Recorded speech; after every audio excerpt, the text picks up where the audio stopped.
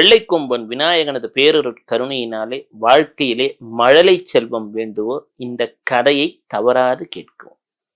ஐயா, எங்கெங்கேயோ ஜோதிடரிடம் சென்று விட்டோம். 5ஆம் இடம் 9ஆம் இடம் என்று சொல்லக்கூடிய இடங்களிலே சற்று பாதகமான கிரகங்கள் உள்ளது. குரு என்று குழந்தையை குறிக்கக்கூடிய கிரகம் அவ்வளவு நல்ல நிலையிலே இல்லை. எங்களுக்கு ஒரு மழலை செல்வம் வாய்க்குமா, என்ன செய்வோம் என்ற ஒரு கவலையிலே கேட்டுக்கொண்டிருக்கிறீர்கள். மழலை செல்வம் என்று சொல்லிவிட்டாலே அதற்கு மருத்துவம் நமக்கு தேவை. அந்த மருத்துவத்திற்கு ஈடாக இணையாக அலோபதியை போல அந்த வெங்கடாச்சலபதியின் அருளும் நமக்கு தேவை என்பதிலே எனக்கு என்றுமே அசையாத நம்பிக்கை உண்டு.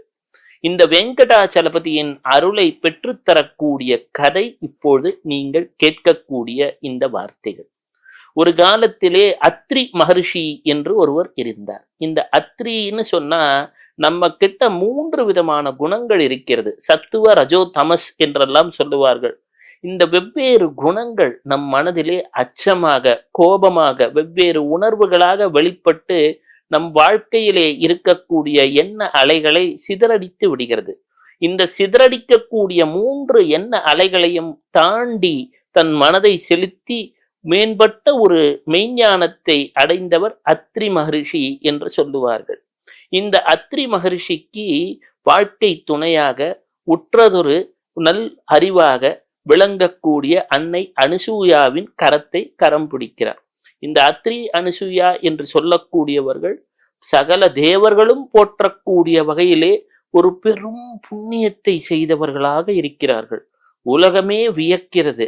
அத்ரி மகரிஷி பார்க்கிறவங்களுக்கெல்லாம் எல்லாம் நல்வாக்காக சொல்லுவார். சொல்லுவதெல்லாம் நடக்க துவங்குகிறது. உலகமே இவர்களது தவத்தை கண்டு வியக்கிறது. அப்போ என்னன்னா, உலகத்திலே ஒரு அசுரன் இருக்கிறான். அந்த அசுரன் பெயர் ஜம்பாசுரன் என்று பெயர். இந்த ஜம்பம் என்று சொல்லுவாங்களே, அட பார்ப்பா அவன் ஜம்பம் பண்ணணுமா பேசுறான்ப்பா அப்படின்வாங்க. சிலர் சொல்லுவாங்க அவன் அகராதியா பேசுறான்ப்பா, பந்தா பண்றான்ப்பான்வாங்க. அது போல இருக்கக்கூடியவன் ஜம்பாசுரன். மனிதர்களுக்குள்ள இருக்கக்கூடிய ஒரு தீய குணத்தின் உருவகம். இந்த ஜம்பாசுரன் தேவர்கள் உலகத்தையும் பிடித்து விடுகிறான். அப்படின்னா என்ன அப்படின்னா, எல்லாருடைய எண்ணங்களிலும் இவனது தீய எண்ணத்தை பரவ விடுகிறான். அப்போ உலகமே ஒரு துன்பத்திலே ஆழ்ந்திருக்கக்கூடிய ஒரு சூழல். இந்திரன் இதற்கு ஒரு தீர்வை தேடுகிறார். அப்போ நாரத மகரிஷி சொல்கிறார், மும்மூர்த்தி அம்சமாக உலகத்திலே அவதரிக்கக்கூடிய ஒருவரால் தான் இந்த ஜம்பாசுரன் என்று சொல்லக்கூடிய அசுரனது தீய நிலைகள் அகலும். அந்த மும்மூர்த்தி அம்சமாக அவதரிக்கக்கூடியவர் ஒரு வயதான தம்பதிகளுக்கு குழந்தையாக பிறக்க வேண்டும் என்கிறார். இதெல்லாம் நடக்கக்கூடிய விஷயமா? பிரம்மா சத்தியலோகத்தில் இருக்கிறார், சிவன் கைலாயத்தில் இருக்கிறார், விஷ்ணுவோ வைகுந்தத்திலே இருக்கிறார்.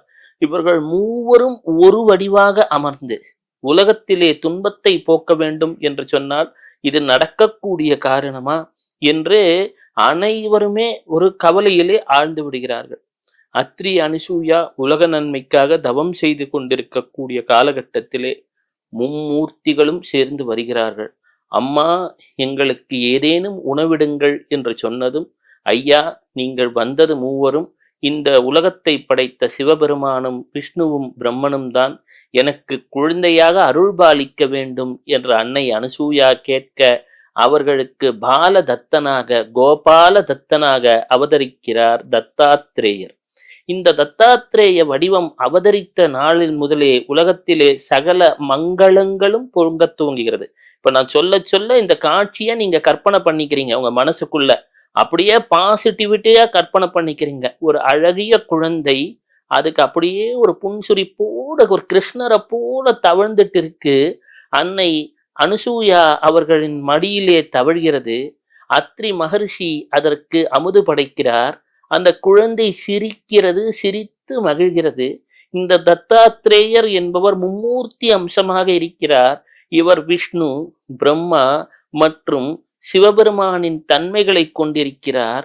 நம்மை ஆசிர்வதித்துக் கொண்டிருக்கிறார். இந்த காட்சியெல்லாம் நீங்க மனசுக்குள்ள கற்பனை பண்ணணுங்கம்மா. இப்ப நம்ம இறைவனை பத்தி பேசுறோம்னா அந்த எண்ணங்கள் உங்களுக்குள்ள வந்துருனுங்க. அப்பதான் அந்த பலிக்கும். நீங்க மருந்து இது நமக்கு நன்மை தரும் என்று நினைத்து சாப்பிட்டாதான் அது பலன் தரும். அப்போ தத்தாத்ரேயர் என்று சொல்லக்கூடியவர் ஒரு அழகிய குழந்தை, மும்மூர்த்தி அம்சமாக இருக்கிறது. ஒரு கையிலே திரிசூலத்தை தாங்கி இருக்கிறது, ஒரு கையிலே அதற்கு ஜபமாலை இருக்கிறது, யோகதண்டம் இருக்கிறது, சங்கு சக்கரம் இருக்கிறது. அம்மா அப்படின்னு உங்களை பார்த்து கூப்பிடுது, உங்களுக்கு ஆசிர்வாதம் செய்கிறது, அனைத்து நலனையும் தருகிறது என்பதை மனதிலே கற்பனை செய்து கொண்டு ஜெயகுருதத்தா ஸ்ரீகுருதத்தா ஜெயகுருதத்தா ஸ்ரீகுருதத்தான்னு மனசார நீங்க வழிபடுங்க. அந்த தத்தாத்திரேயரை குழந்தை ரூபமா, அதாவது இருக்கிறதுல சில வடிவங்கள்லாம் சௌமிய வடிவம்னுவாங்க. எந்த ரூல்ஸும் இல்லைங்க.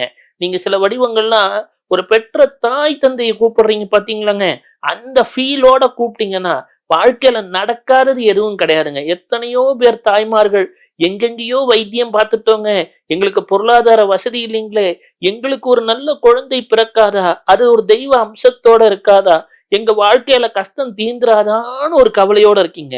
எத்தனையோ பொருளாதார கஷ்டங்கள் துன்பங்களோட இருக்கீங்க.